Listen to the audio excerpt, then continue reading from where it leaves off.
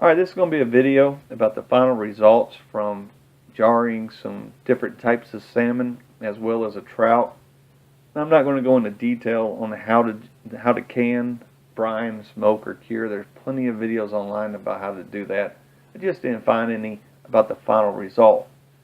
Now I'm in Atlanta, Georgia, and I'm doing this video at the beginning of March, and I was able to find some frozen Coho salmon, some frozen Sockeye salmon, and some fresh Steelhead trout, fresh Atlantic salmon. Now the Atlantic farm salmon is what we're kind of used to down here in Georgia, and actually it's my favorite. Alright, the first technique I used was a 12-hour dry cure. You'll see the recipe down at the bottom left.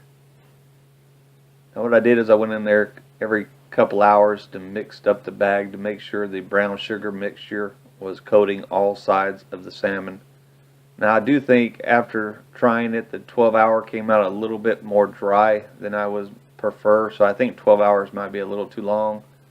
So I'm going to put the new recipe down at the bottom right. A 6-hour dry cure would just be about right, especially if you have a previously frozen fish. You don't want to use a wet brine, so you do want to use a dry brine. I think 6 hours would be pretty good. Now, either way you do it, once it comes out of the refrigerator, you want to rinse it and then put it in an ice bath in the refrigerator for about 1 hour, and that's going to bring down the salt level. Now what I do after I bring it out of the ice bath, I'll take a little sliver off and put it in the microwave just to test it. If it's not salty enough, I'll put some salt in the jar. Too salty, I'll just leave out the salt and put a little bit of garlic in the jar. Alright, the next couple techniques I tried were a wet brine. You'll see the ingredients to the left. Now the ingredients for both brines were the same. I just ended up brining one overnight and one for an hour and a half. The one I brined for 12 hours came out way too salty. You would have to probably soak it in a wet bath for 2 to 3 hours to bring down the salt level. Definitely you will not add any to the jar. The hour and a half brine, I actually just did a rinse. I did not do it in the wet bath, and it actually came out really well. That was a very good technique. Now I'm going to probably try the recipe down to the right, which is going to be a 4-hour wet brine. Just going to infuse it with a little bit more flavor. I don't mind the saltiness, and I am going to put the smoked sea salt in there because I am going to skip the smoking process. I think your overall better product is going to have the smoke flavor on it. I just don't want to go through the process. Alright, here's a picture of the sea salt. Down at the bottom you'll see the 2 sea salts as I originally bought them, and then up at the top you'll see what they actually look like after I smoked them for 4 hours using apple and alder. I did a cold smoke. It was about 75 degrees, which that's what it was outside, so I was fortunate to do it in March. And then I had the granulated garlic that I actually used in each jar. Put a 1/4 teaspoon.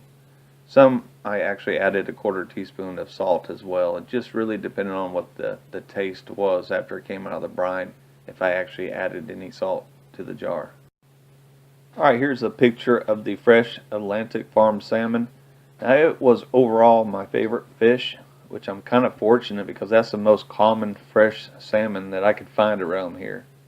Now like I said earlier, the 12-hour cure was just a little bit more dry than the 12-hour brine. 12-hour brine was just way too salty, so I am going to go ahead and cut it down to the 4-hour as previously stated in the recipe. And instead of the canning salt in the brine, I'm going to add all of the smoked sea salt to the brine, and that's going to infuse the smoke flavor since I will not be cold smoking it. Now the picture on the right, I did not brine or cure it or smoke it. I just basically put a 1/4 teaspoon of the smoked sea salt and a 1/4 teaspoon of the garlic powder in the bottom of the jar, put the fish on top. Now it was actually the more moist fish out of all of them, but it just lacked the flavor of the brine. But it was overall pretty good. Here's a picture of the Steelhead trout. The flavor pretty much came out just like the farm salmon did. The cure was too dry, the 12-hour brine was too salty, so I will go ahead and go with the 4-hour brine if I find this fish fresh as well. Now, I wouldn't hesitate buying the trout or the farm salmon. They were both equally as good. Now the one that I did no brining or curing, there again it came out more moist, just like the flavor. Alright, I'll go ahead and zoom up, give you some close-up looks of this one.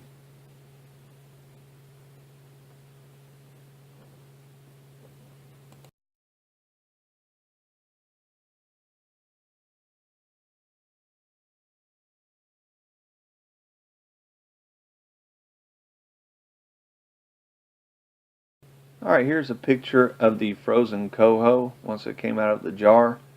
You can kind of see it's got an off color, and I did not prefer the taste. I don't know if it was because it was previously frozen or if it's just the gamier flavor from the wild fish.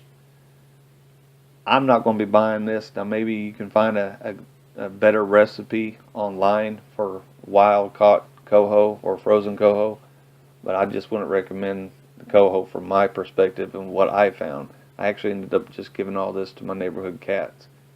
I guess if I had to give a comment, I would say just go with the one that's not brined or cured and just put some sea salt in there with some garlic.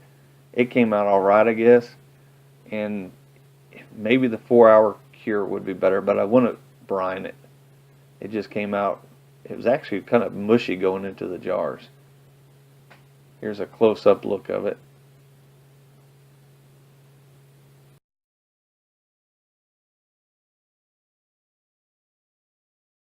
Alright, and then the last fish I tried was the frozen sockeye, and it came out about the same as a coho. I just will not be buying sockeye. Maybe fresh it would have been better, or maybe there's better recipes than I tried here. Now I guess if I had to make a comment, I would say the one with no cure, no brine was probably the better one. Just put some smoked sea salt and garlic powder in the jar, and then probably my second favorite was the 4-hour cure. And I'll give you a close-up look of that one.